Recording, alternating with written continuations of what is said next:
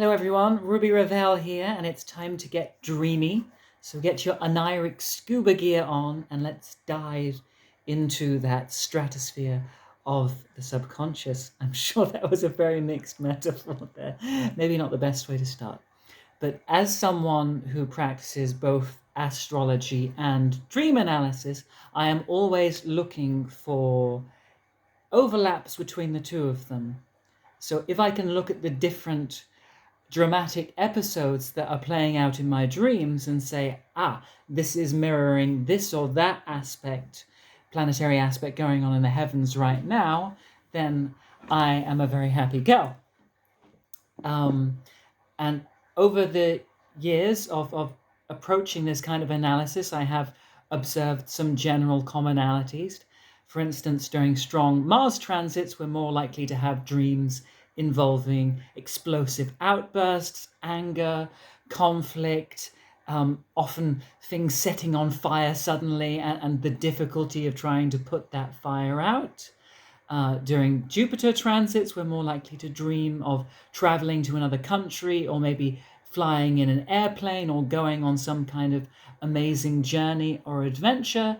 During strong Saturn transits, we're more likely to dream of mountains, of difficult, hard, imposing tasks, of being homeless or being left out in the cold or isolated in any particular way, generally very gloomy, wintry scenarios. During Neptune transits, we're more likely to dream of water, which can range from rivers to oceans to full-blown floods, depending on the intensity. Sometimes you even get the sea monster if you're really unlucky. Whereas really the kind of typical classic nightmare we have, if there's death or violence or zombies or monsters or just real kind of heart-rending apocalyptic scenes, they usually align with Pluto transits. But I was particularly curious when I was analyzing my dreams last night, because they all revolved around different types of relationships and approach to relationships, which I realized could all be seen in light of the different Venus aspects going on right now, and how the different feelings those arouse are very much in conflict with one another. So, for instance, Venus is currently in aspect to Mars, Uranus, and Saturn, and all of those have very different implications for the type of relationships we're looking for, or the way in which we relate to people in general. Now, when you get Mars and Venus together, generally Venus will then want to look for a relationship that is passionate, that is fiery, that is steamy, that is dramatic, that is happening right now, which lights that fever in your loins and is full of activity and fizz and dynamism, where someone really just touches you on that raw animal visceral level and you have that wonderful whirlwind romance. In general, someone or experiencing a strong Venus-Mars connection is more concerned with having an outlet for all of that fire and energy.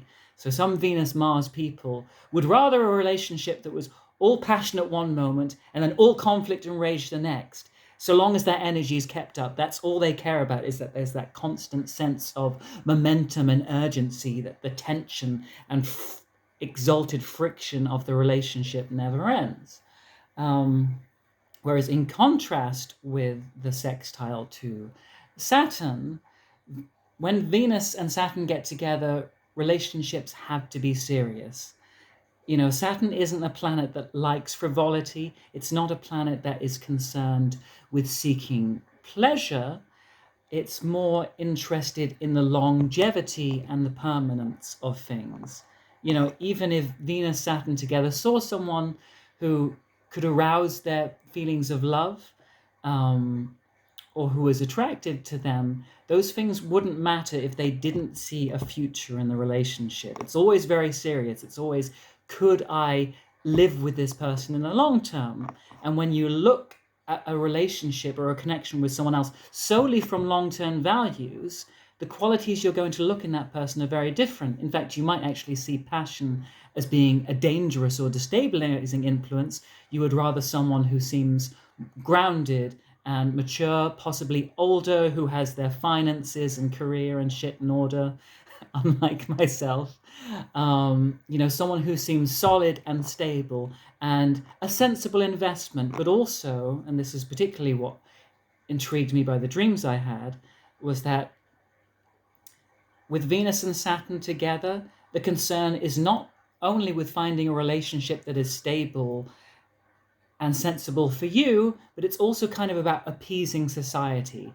Someone with a strong Venus Saturn influence is very concerned about how other people will view their relationship. And in that sense, the relationship is not just a romantic thing, it's an extension of their societal status. It's a way of proving their degree of maturity and social success and standing in the world. Whereas in my dream as well, there was this couple at a family gathering, and while everyone else was being very prim and proper and genteel in that kind of saturnine, respectable way that's very self-conscious and cautious about how the people look at it, there was this one couple who were just off the fucking wall. They were both intoxicated, they were both drunk, they were chasing each other madly around the room.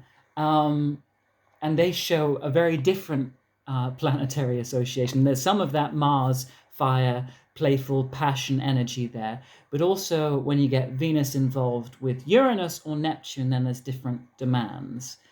Whereas Venus, Saturn wants that respectable love, romantic connection, Uranus wants the opposite. Uranus wants to date someone weird, someone who's eccentric, someone who's a bit unusual, someone who, other people might disapprove of, but because they are so individual, because they are so authentic, because they stand so much out from the crowd, they really appeal to them.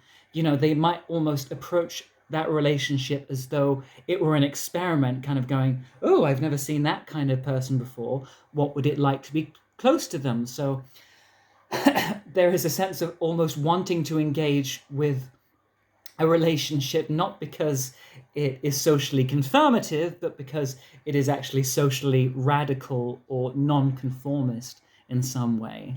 For some people that might mean dating someone like me. Let's not dwell on that too much. Whereas with Venus, Neptune, and that deserves its whole other video altogether, but it's just relevant to my dream.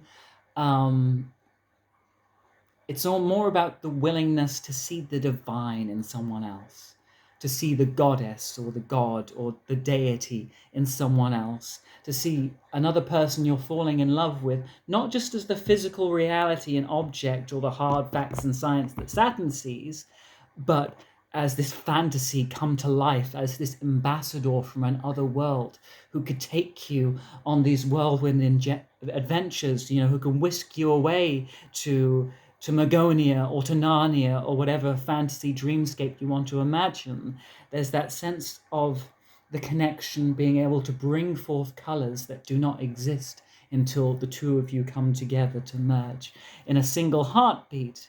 But then also eventually the disappointment of having to realize that behind all of those colors and fantasies we project on that other person, or the divinity we hope to acquire from them, they are still, at the end of the day, also an ordinary human being. They might be a divinity having a human experience, but that humanity is still there for better or for ill.